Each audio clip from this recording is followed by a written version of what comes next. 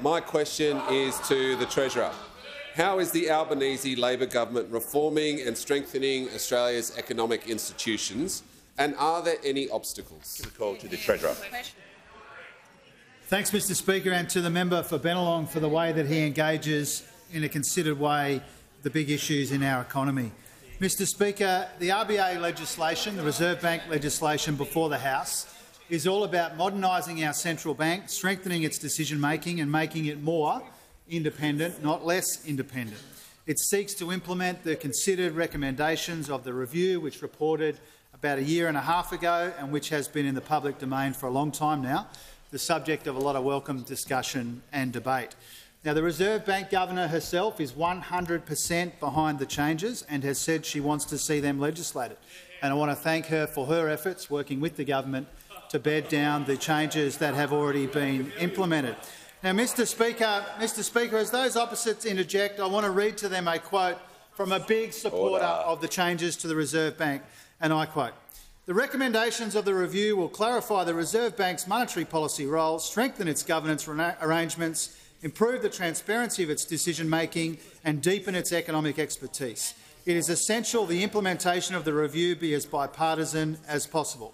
Mr Speaker, that's what the Shadow Treasurer said about the recommendations of the review, and now he says he's going to vote against it. Now, I have tried to work with the Shadow Treasurer to implement the changes in a bipartisan way. The Treasurer will pause.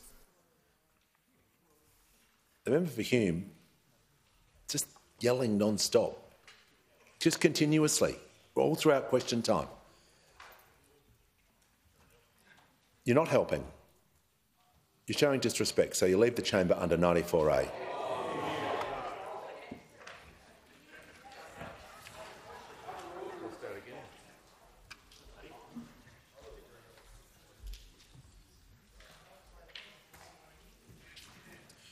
Treasurer has the call.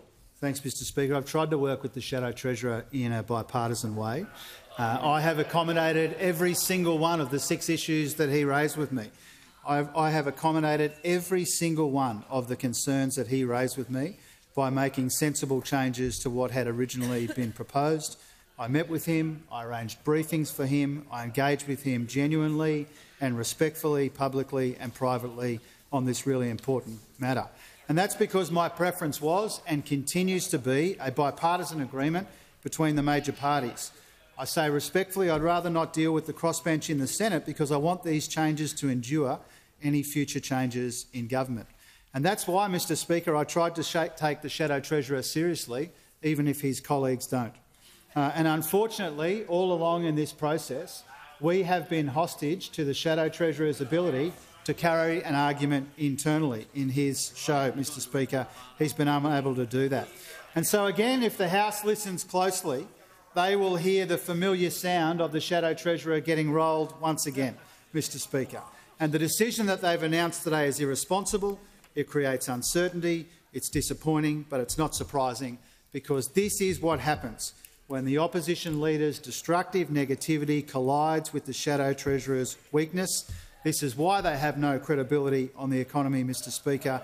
They're always looking for unnecessary conflict to distract from the fact that they have no credible or costed economic policies, and they won't tell us where $315 billion in cuts are going to come from.